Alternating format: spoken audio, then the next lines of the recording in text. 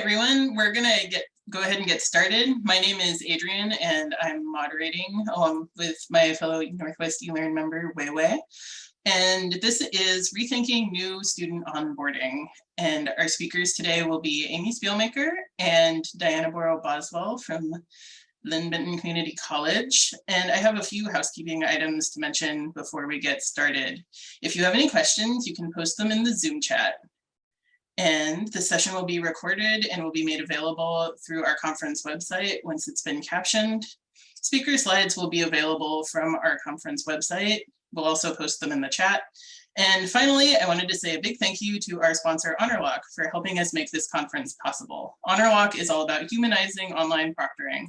If you want to chat with them, feel free to head on over to their channel in our conference Slack, and we'll put up the link in a bit. And now I'll hand it over to our speakers. Thanks, Adrian. So yes, welcome everyone. Thanks for coming to our session, Rethinking New Student Onboarding. As you can probably guess by the title, we're going to be talking about the way we get new students welcomed and oriented to the college. And specifically, we'll be sharing our experience redesigning the new student orientation at Linn-Benton Community College. So my name is Amy Spielmaker. I'm a freelance web developer and instructional designer. And my role on the new student orientation was as a contracted instructional designer.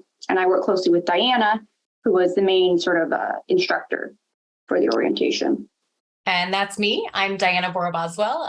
As of this month, I'm an academic advisor at Linn-Benton Community College. But for the past 5 years, I served as the first-year experience faculty. So I was responsible for our required first-year seminar courses and, in more recent years, the development of this online orientation.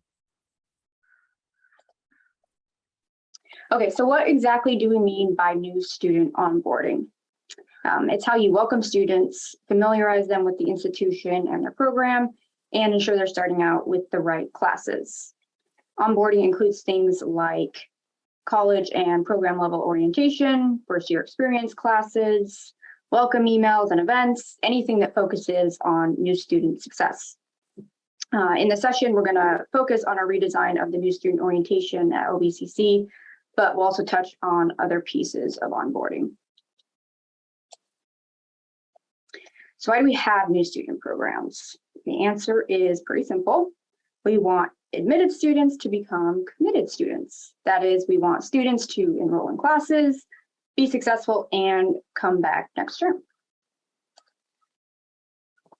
So first, a little bit of background about who we are and the context in which we're working. I often go to conferences and I say, will this apply to me in my school? So we are a community college, again, Linn-Benton, a community college headquartered in Albany, Oregon, which is about 30 miles south of Salem, our capital. We have 4 campuses that serve 2 rural communities, Linn and Benton. We have about 8,000 degree-seeking students annually, and we serve many more through non-credit and community education courses. That makes us the 6th largest community college in Oregon out of 17. Also of note, we are a major transfer pipeline for Oregon State University and have a very close relationship with them. And then finally, maybe most importantly, our mascot is the Roadrunner. Our unofficial motto is spread your wings and run. To understand a little bit about where we are now with our onboarding process, you're going to need a little bit of background where we came from. LB applicants have long been required to participate in some kind of pre-registration orientation. When a student applies, immediately a PIN is placed on their account, and they are automatically enrolled in a registration. An orientation. The PIN, we do that by placing the PIN on their account, and then the PIN that unlocks the registration is given to them when they complete the pre-registration portion of the orientation. So before COVID, we had a completely in-person process. Students, after they applied, scheduled one-on-one appointments in which they completed placement, entrance advising, and they registered on the spot with the assistance of a student ambassador. In the spring of 2020, scrambled to mimic a similar process over the phone. And like most, we did the best with what we had at that time. Fall 2020 marked the launch of kind of a hasty and homegrown asynchronous online orientation and registration process. And then in winter, with Amy's help, we launched a much prettier and more cohesive orientation. It was a huge improvement. But we still found that the all asynchronous format, including students self-registering at home, wasn't cutting it for a lot of our students, and we wanted to add back the human element. And that brings us to where we are now. So starting this fall, we had the reworked online orientation, but we replaced the asynchronous registration, where we just provided information about how to register, and then students registered on their own whenever they wanted, with live in-person registration. Some limited virtual options if people couldn't make it to campus. So the orientation is now more of a hybrid approach, with part of it in LBCC's learning management system, which is Moodle, and then part of it on campus. And so with this approach, students can learn the basics in an engaging way online, then come to campus for a highly personalized advising and registration experience. So in total, there are 5 steps to the new orientation, and we'll show you each in a little more detail so you can get a feel for it, but just a quick overview here. The first 3 steps are things students complete in Moodle on their own before registration. The 4th step is the actual registration, which happens live in person. And then the 5th step is more of an optional but recommended review of things students should do before they start classes. So this is a screenshot of step 1. As you can see, step 1 contains most of the information that's typically found in orientations. It's 5 modules and covers how students access their single sign-on account, the different majors and degrees at LBCC, how students know what classes to take, and then information about financial aid, and a very brief overview of important policies. And here's a peek at the type of things in the modules. So the purpose of the learning modules is, for one, to provide logistical information like accessing single sign-on, but then also to help students figure out what their educational goals are. Some students enter knowing exactly what major and degree they're going for, how many classes they're going to take every term, and then exactly how they're going to pay for it. And then others don't know any of that. So the learning modules are there to help bring everyone to the same place, or as close as can be, which is important because we do have them decide all these things like their major and credit load before the term even starts. So you could think of this part of the orientation as the background information students need to make informed decisions about their education. Yeah, and just a little ad lib on what Amy just said there. I think for so many of our students, Amy had mentioned in the beginning that we really want this to be to help them not only get into their first term, but to stay for their second term. And there's nothing that makes a student stop out like not feeling prepared for their first term and floundering. So it's really important to get them to have a successful first term. So this is step 2, and step 2 is by far our most complex step. We ask students to complete their placement for math and writing within this asynchronous orientation. So this can be done in a variety of ways: submitted transcripts, using self-placement guides, or completing a diagnostic right there in the moment. And while it's not common for students to stop out of our orientation, this is the most likely place for it to happen. This could be because of the complexity of the options, or it could be the idea of placement itself. Placement has always been somewhat of a lost point for us in onboarding. So it turns out that students just don't jump at the idea of taking tests or subjecting themselves to judgment. Step 3 is the main place we gather information from students through the Getting to Know You questionnaire that students submit. In spite of its cute name, it's a very, very important step. So on the form, we have them declare a major, choose a degree goal, select a credit load, and indicate their math and writing placement. For LB, we really want to embrace the community college ethos of low barrier entry while also setting students up for success. So our focus is on making sure that students have the information they need to make informed choices. We front load this information in those learning modules, and then we ask students to use what they learned to help create what we call a recommended first term guide. Basically, it's a list of recommended first term classes, which the students get in their registration appointment in step 4.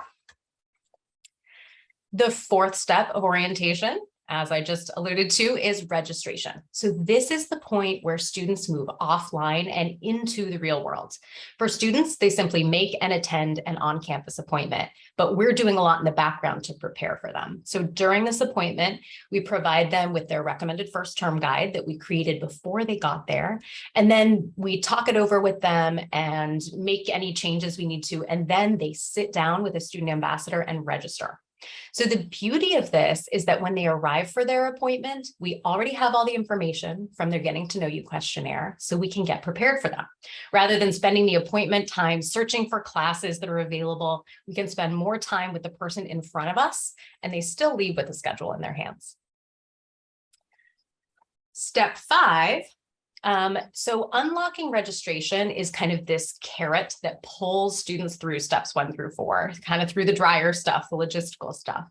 Then in step 5, after they've registered, we provide that important post-registration information. So now that a student has a schedule, we walk them through textbook purchasing and accepting their financial aid awards and more. This chunking of information decreases the overwhelm and it gets a student's foot in the door. So the trade-off, of course, is that the post-registration content isn't actually mandatory in the same way. It's just recommended. The pro is that, as you'll see in our data, the vast majority of students are completing the orientation and not getting bogged down in information or overwhelmed before they register. So has the new orientation been successful? It's a little tricky to say, but we'll share some analytics and anecdata. Here are some numbers from the fall term, the most recent one, fall term orientation. So overall, 52% of students who were enrolled in the orientation course accessed it. That's not too surprising since all students who apply to LBCC are enrolled in the orientation, and given the ease of the application process, many students will apply without necessarily really knowing if they're going to end up taking classes there.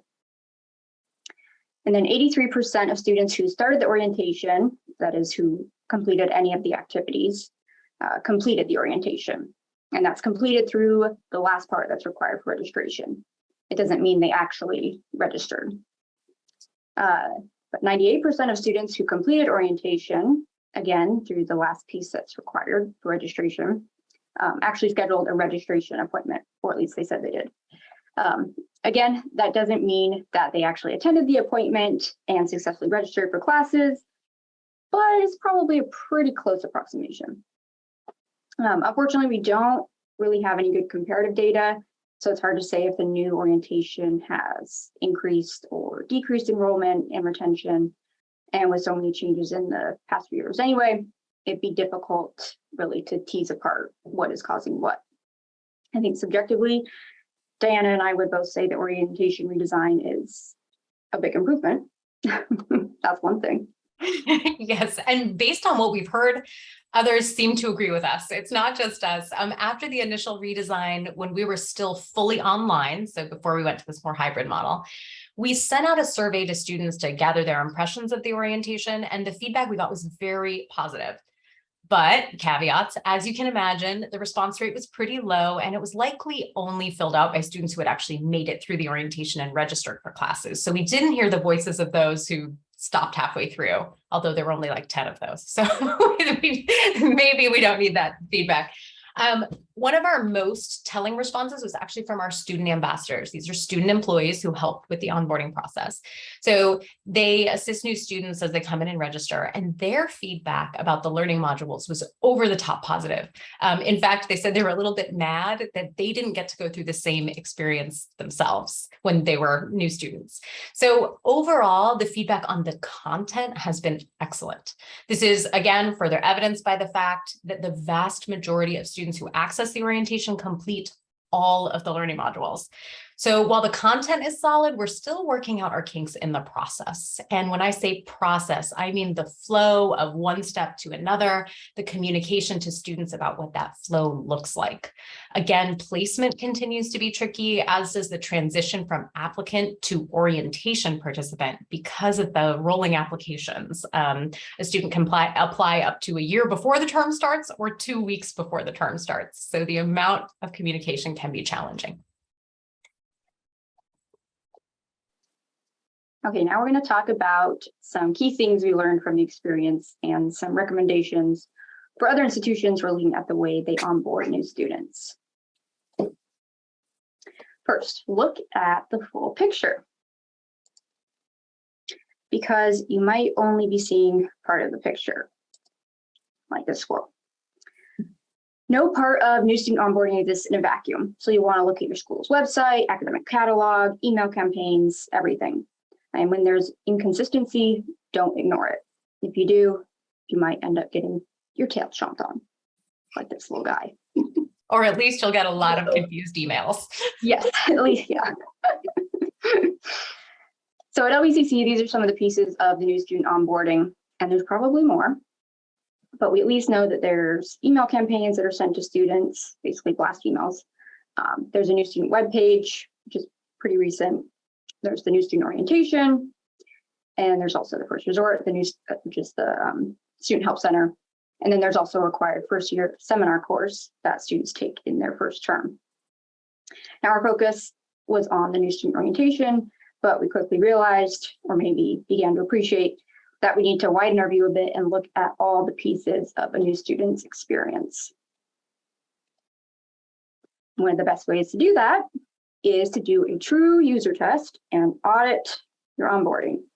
This means you actually enroll as a new student or enlist your partner, child, whoever to do it for you. Then you see what emails you get, what you're prompted to do and when, and where you might get confused in the process. When I did this at Linn-Benton and I had my partner apply, he got the same welcome email, something like 3 times every Monday for 6 weeks. Not what you want. We also found several places where information on the website conflicted with information in their orientation. Some places where emails were mistimed, so students were reminded to do something before they'd actually been told about it in the first place. So a few places where there was just a communication breakdown. And this isn't anything unique to Linn-Benton. I think we can all point to things at our institutions and say that doesn't make sense, or that's actually not true anymore. It's just what happens when you have so many different people and offices involved in something as big as new student onboarding. The point is that you should not assume anything happens the way you think it does or think it should.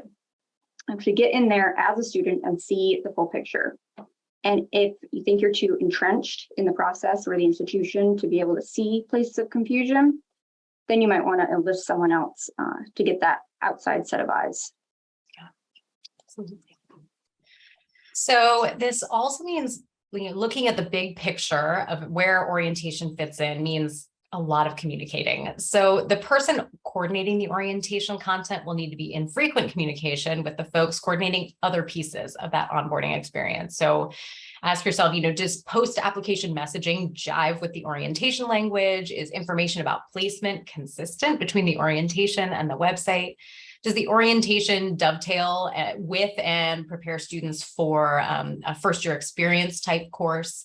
So get out of those silos and communicate across departments. And with both the, the communication and the audit, I would recommend this even if you have zero intention of changing your orientation. Just make sure that what you've got is solid. So next, you'll also want to come up with a plan and a system to get support staff up to speed. So do your advisors and frontline staff know the content and process well enough to assist students when they get stuck? How do you prepare folks to be experts in your new processes so that they feel empowered to assist students? The people actually interacting with students, answering phones and live chats, working at front desks, they really need to know enough to help students. You don't want a student calling or live chatting and saying, what's going on with orientation, and having them say, I don't know, it just changed and we're all confused about it, right? You don't want that to happen. So you need to plan for how you're going to communicate the big picture of onboarding to these essential folks. Our next tip is our next takeaway is to be realistic from the onset. So we learned a lot. Cars may be able to drive themselves, but your orientation can't, even when it's online. So if you're looking to have an online orientation because you think, oh, it'll be easy and maintenance free, or we can hire fewer employees, I am here to tell you otherwise. Anyone can put information online, but creating a coordinated and cohesive and caring orientation takes a lot of thought and groundwork and someone like Amy to look at everything you're doing. So know that there's no such thing as kind of a set it and forget it course. To remain relevant and supportive, the orientation will need a dedicated person to own it and make sure the information is up to date and clear. Now, there are some ways that you can lower that maintenance. So depending on the way you design your orientation, you can take a little bit of maintenance away. Here are some ideas. So first, make it modular. When you chunk out the content, it's easier to move things around and refer students to unique parts of the course. Another tip is, rather than duplicating content within the LMS, saying exactly what you've said on your website, link to the content on your web page and just regularly update that. So you only have one place to update the information. Finally, you can reduce the number of dates that need to be updated each time by using language like complete 2 weeks prior to the start of term. Now, there's a trade-off here, one that we went too far on, and then we kind of walked back a little bit. And that is that if you go too far with removing specific dates, you gain ease of maintenance, but you lose a lot of clarity for the student. Our next takeaway was to match your orientation delivery mode to your class delivery mode. So in other words, when you're deciding whether to have an online or an in-person orientation, or a little bit of both like we did, try to match it up with course offerings at your institution. If it's possible that a student will be completing all of their classes online, you probably want to have an orientation option that can also be completed online. At Linn-Benton, we don't have any completely online degrees, but we do have a lot of online classes, as I'm sure many of you do. So at LB, it made sense to have an orientation that combined online and in-person aspects. And I think from our experience, really running the gamut, we tried the all in-person to the all online to now a little bit of both. We'd recommend this hybrid approach if it makes sense for your institution. We chose to put a lot of the informational pieces, what we're calling our learning modules, online. The benefit of this is that it's relatively easy and convenient for students to access it.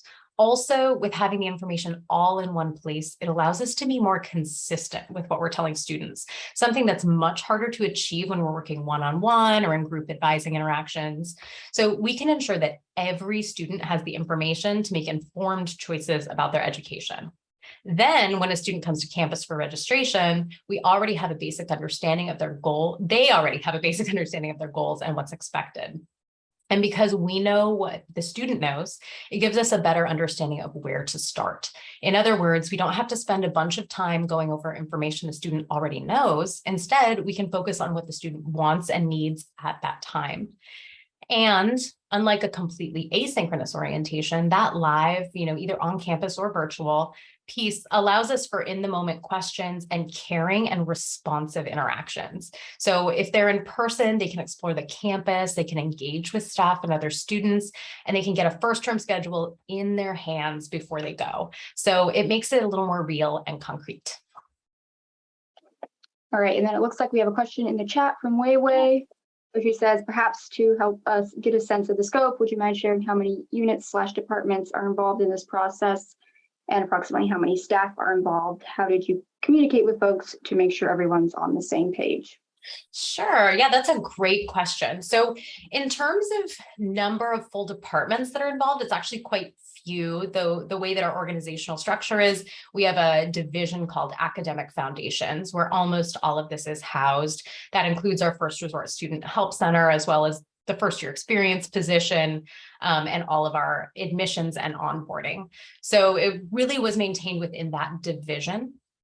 In terms of how did we communicate with folks, there's a lot of trial and error here of realizing, oh, that person should have known about this. But we created a group that we call the First Resort Super Team. They're kind of like campus navigators. So anyone on the campus who works in a navigator type position or a front desk type position, a front line, we'll call them front line. We made sure that they were updated with this information and that when changes happen, we send out an email to that group. We'd like to get maybe a little more high tech with some sort of, I don't know, Slack or user board area, but we haven't. And so for now, this is where we are. We also direct our staff all the time to our admitted students page because it outlines these steps. So I honestly send the admitted students link to staff more than I send it to students because it just helps clarify for them what a student will experience. Great question.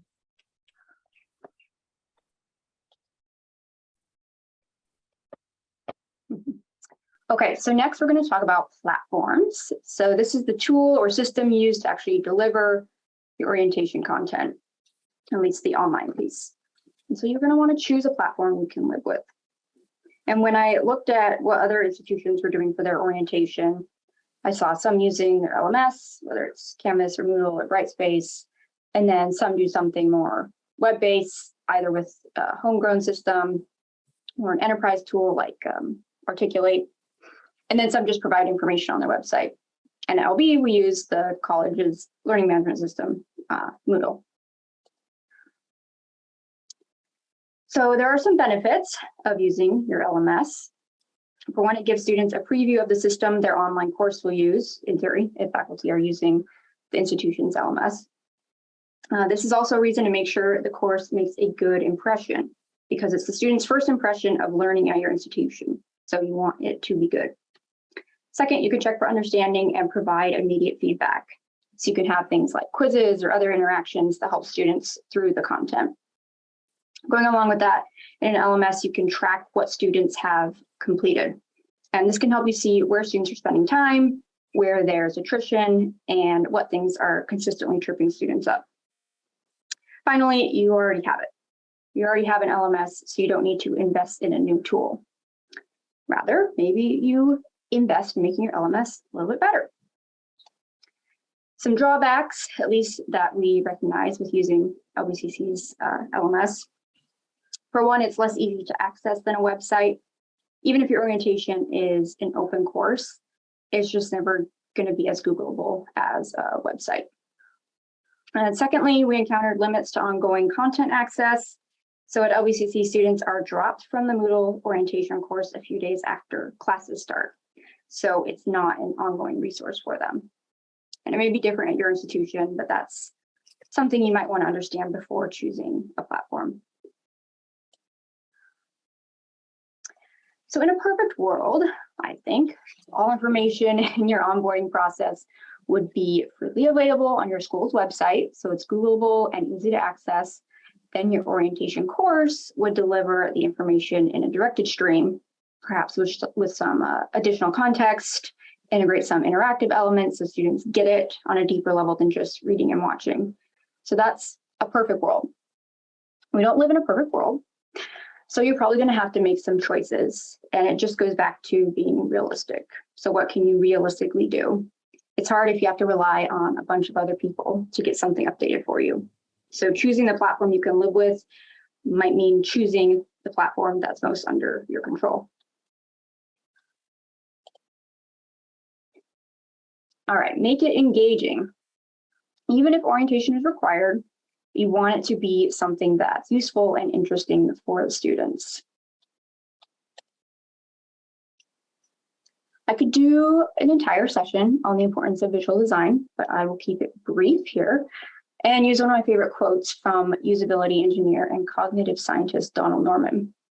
And that is, attractive things work better. When you wash and wax a car, it drives better, doesn't it? Or at least it feels like it does. So design is not just about preferences. Sure, attractive things are preferred to ugly things, but it's also about usability and function. And there's a pretty famous study from several years ago now that explored the usability of two ATMs. And both machines had the same components and were identical in how they worked. But the only difference was that one had an attractive screen and button design, while the other one did not. And despite the two working the same, subjects in the study found the attractive ATMs easier to use. So how is that possible? Well, when we use something that is pleasant to look at, we feel good. And feeling good makes people think more creatively. So when people encounter a problem, those that are in a creative mindset are more likely to look around and find a solution. And then afterwards, the tense and anxious people will complain about the difficulties, whereas the relaxed, happy ones will probably not even remember having any difficulties. So put simply, happy people are more effective at finding alternative solutions, and as a result, have greater resilience in the face of minor difficulties, which I think is very, very cool. So an attractive online course actually works better by improving the performance of the students. I knew that was coming, but it still just is mind-boggling.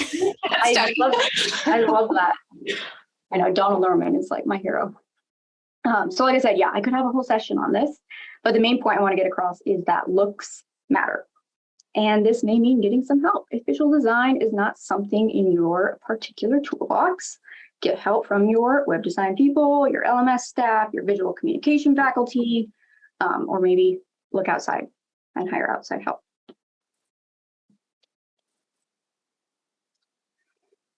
All right, mix it up. Mix up the content to keep it engaging.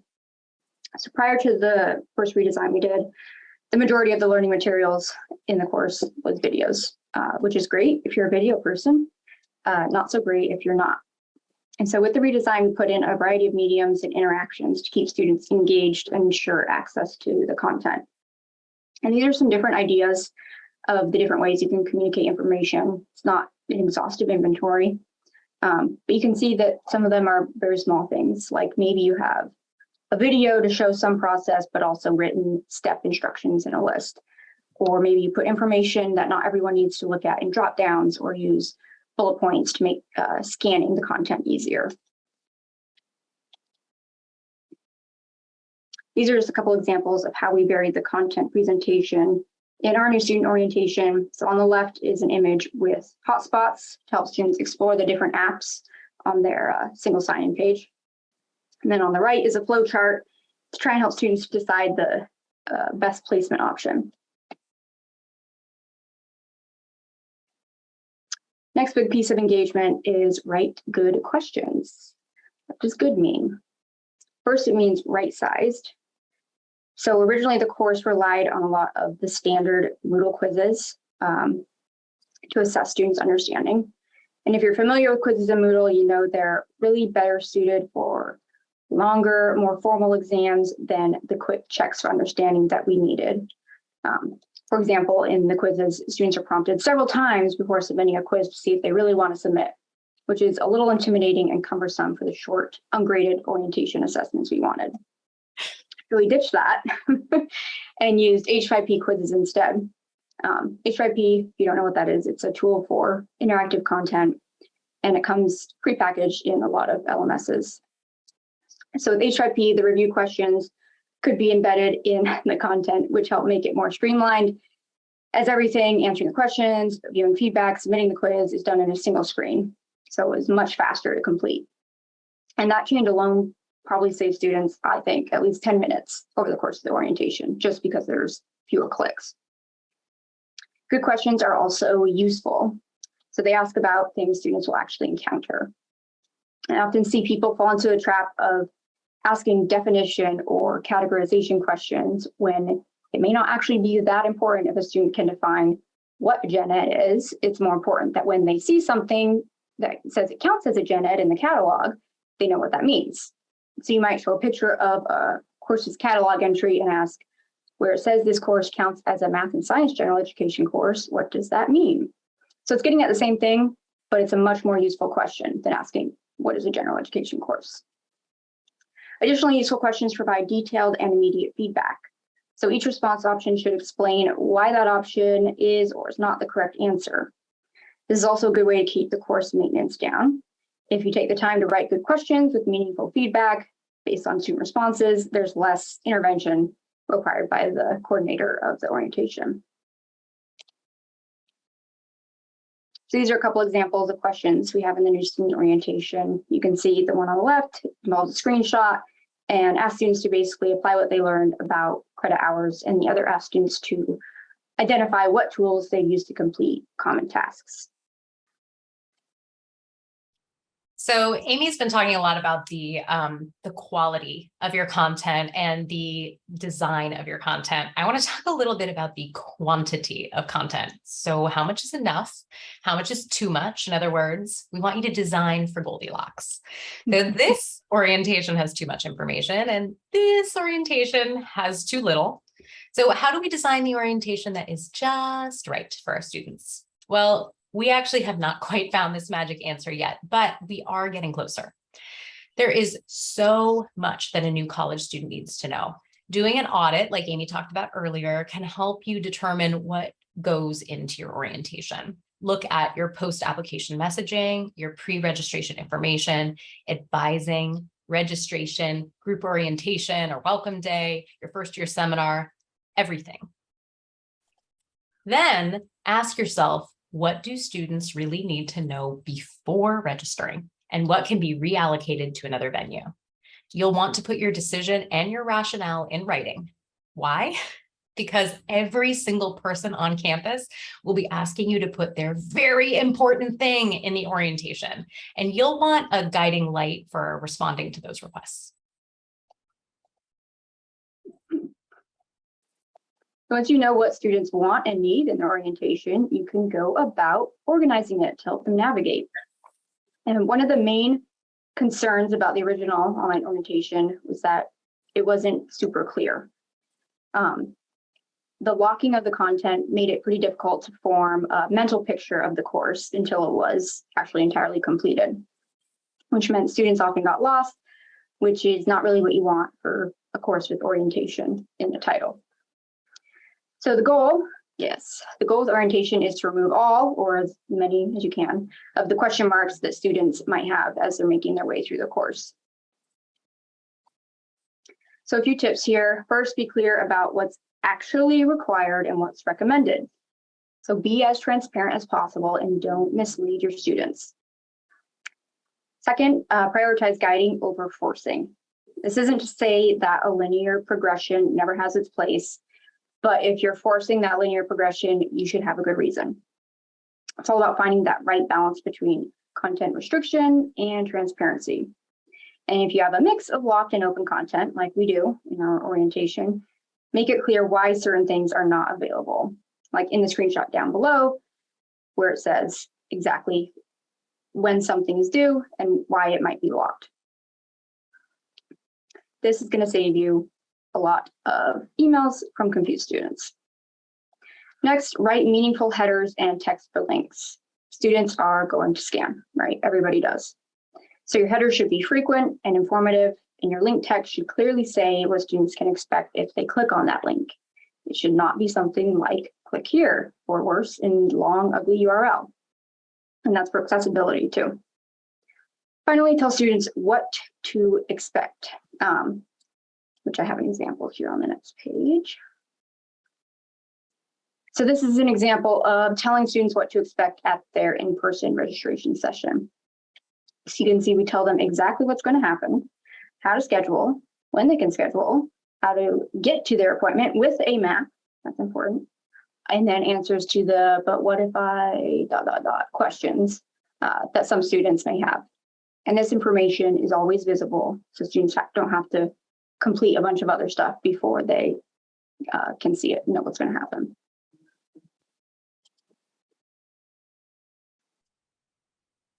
Oh, and our final takeaway is to show some personality. Be human with this. So at LB, we generally have a pretty laid back communication style already. You might be able to tell, but it was pretty easy for us to make this course feel relaxed and approachable. For other schools, it may be hard to break the habit of that academic writing, especially if you're having other departments like financial aid contribute to your orientation. So here's some suggestions to get you started. First, write short and active sentences. If you're used to writing and reading academic articles or rules, maybe pop over to BuzzFeed or some similar bloggy type site and just get in the zone. Use informal language. So try to have a personable tone and a focus on communicating clearly, even if that means ending a sentence in a preposition. So one disclaimer about informal language is you do want to steer clear of colloquialisms, kind of like the one I just used, steer clear of, as phrases like that can be pretty difficult for international students or students who do not speak English as a first language. Speak to the students. So instead of saying students will, or sorry, yes, instead of saying students will, say you will. You're going to do this thing. Identify yourself. Give students a clue about the wizard behind the curtain. This is not an institution, this is a human helping them along. So tell them who created or who is running the orientation, and then add pictures of real people and real places. In our orientation, we have photos of the staff and the student workers at the New Student Center. So students get to see who they might be speaking with. And again, it shows them the humanness of your institution. Okay. Whoa, oh no. Went too far. So we do have some time for questions. If anybody wants to pop them in the chat, or you can unmute your microphone.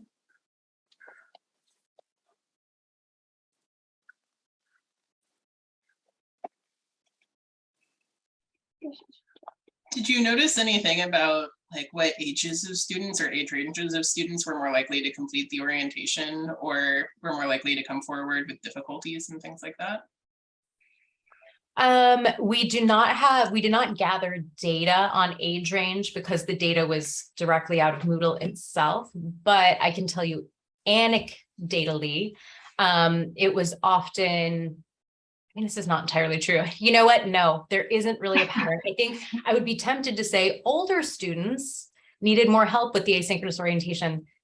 That didn't actually end up being particularly true. In fact, for many older students, being able to complete most of the orientation online really helped for students who were working or had children. So it really kind of balanced out.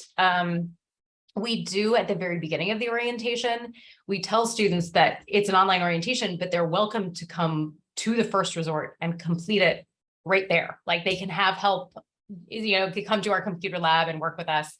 So we do put that option up front. I don't think anyone took us up on that. I mean, maybe 2 students.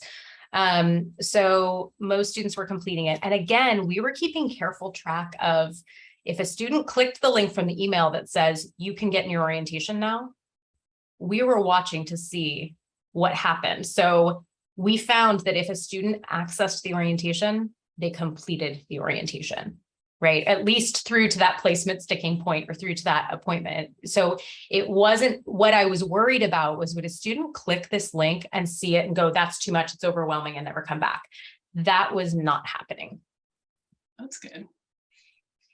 Nice, Yeah. Thank you. And I see that in the chat, it would be really interesting to see how this changes or doesn't change. We don't have like a randomized controlled trial of half the students who are doing this and half the students who aren't. We have so many, oh, my connection's unstable. Am I frozen? Do you hear me? We can hear you now. Okay. So the, you know, longitudinal data of what was our retention rate 2 years ago to what is our retention rate now, there are so many factors that are not orientation. It makes it really hard to come to any conclusions, positive or negative. But it will be interesting to see, yeah, could a better prepared student, are they more likely to retain to the next term? I would also love to know that. Yeah. Or even like, do they complete the courses for their degree program in a more expeditious manner? Oh, right. Right, certainly. Yeah. And, you know, when Amy and I were devising this presentation, I said, I will do this presentation if we can be like really honest about what doesn't go well and what's hard, because sometimes you go to a conference and everything's just like roses. And I'm like, no, this was hard. We made so many mistakes. So if we can help you prevent those mistakes, we are happy to do that. So just, you know, if you see holes in this, you're like, wait a second, but how'd you ask it? We will not be offended.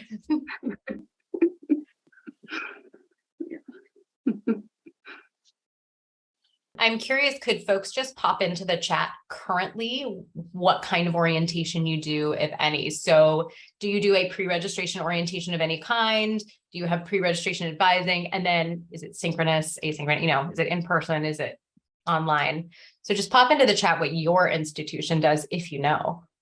I don't know who's involved in orientation. And Shar had a question. How long was the development time for the orientation course? I think the initial one, Amy, we started in In the summer. summer of 21.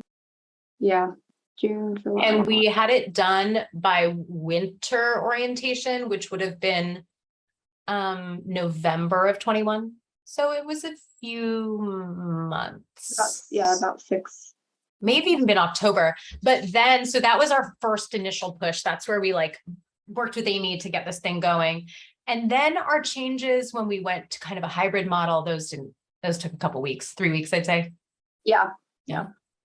But it depends on what timeline you're counting, because honestly, it's taken 2 years. It is ongoing. You will always be uncovering little things, mostly not in your orientation, but on your school's website or in your school's processes that just don't quite jive. And so people will email you and say, hey, the orientation says this, but the website says this. And that's another thing that you then just get to fix, right? And I say get to, because I really do think, if nothing else, like the process of creating this orientation made us a better college, because we had to put this microscope on our processes that we'd never had to do before. And so I think that is one of the biggest benefits, is just kind of forcing yourself into the accountability of having to find those inconsistencies. Oh, student access to Moodle, great question. So we have something called single sign-on. It's a portal where students can reach all of their school relevant apps. You saw a little screenshot of it. Amy had a 5HP activity where students say what they do in each app. So the first thing students do when they're admitted is they claim that they're single sign-on. So that's the first email they get is, welcome, you're admitted, and then claim your single sign-on. We actually learned it came in backwards order. They were not told they were admitted. They were just told to claim their single sign-on. So these are the things you uncover. And so they claim their single sign-on, and then by the time they get their email that orientation is now open for them, it's just a direct link within the email. But Amy mentioned that we drop all of the students from the orientation in week 2 of the term, and here's why. So rather than enrolling the students directly in Moodle, we actually have created a course that has a CRN, and our admissions department enrolls the students in that CRN. And then they're in the Moodle course. So there's certainly many different ways to do that. We talked about self-enrollment in part, rather than making sure they're admitted, et cetera. But we went with this way, and I actually don't know all the reasons behind the decision to make it a CRN. But the reason we have to drop them is because it inflates our enrollment numbers in an inaccurate way. So, right, if 52% of students who apply actually do complete the orientation, we've got 48% of students who are not, they've submitted an application to LB as a safety school. They're going to wherever, right? So we don't want to accidentally count them as students and inflate our numbers. And that's why we drop them from the course. Did that answer your question? Yes, thank you. Mm-hmm. Yeah, and I say things like students are automatically enrolled in the course. There's nothing automatic about it. I mean, it is a person getting every application and then enrolling the student in that CRN. But as far as the student's concerned, it's automatic. They don't have to request anything or do anything.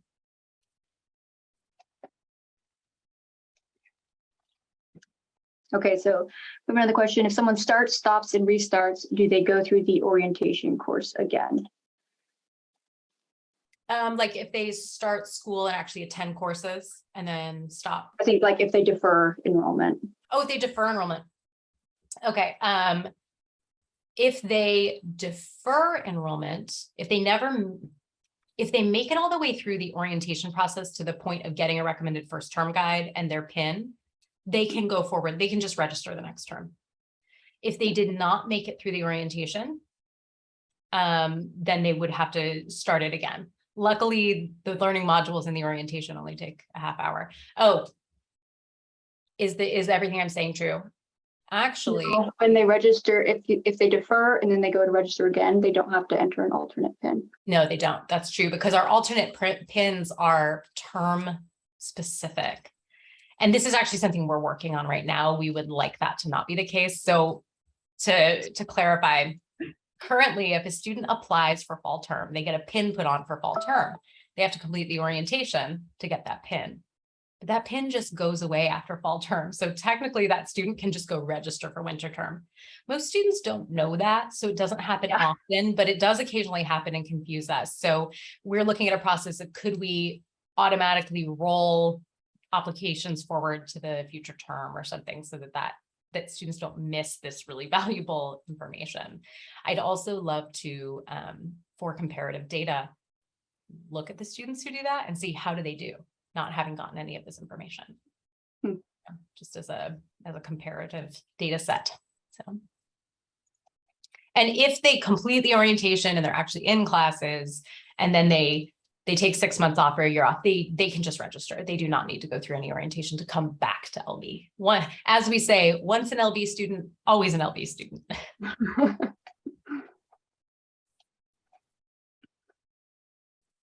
I noticed not a single person took me up on how their orientation works. No, there was one. Oh, there was one? Okay. From Beth, she says, there seems to be a mix of things, but it's a confusing process for our new students. Based on both my partner's experience this past summer and also based on the students who come to our e-learning department with questions every quarter. Yes. Yeah. So I think there's no perfect answer, and we'll find that most of us have confusion by someone. We're going to fix something that will clarify for someone, and it will confuse someone else further. That's always going to be the case. How long does the orientation course take? Can it be done in one sitting?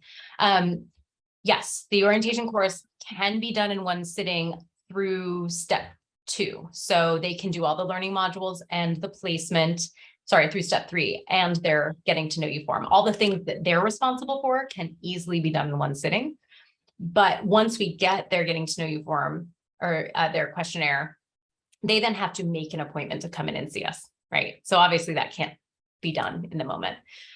We would technically allow a student to come into the first resort, complete the orientation right there, meet with them and get them registered. But most students don't take us up on that offer. And it's about 90 minutes, I think, from people just starting to being able to submit the getting to know you questionnaire. So if they're kind of going through and looking at everything. Right. If they're reading all the words. Yeah. Yeah. Okay. Looks like we're at time. So thanks, Wei. She put the evaluation in the chat. You fill that out. And thanks, everyone. Thank you, Diana and Amy. It's an amazing presentation. A lot to learn.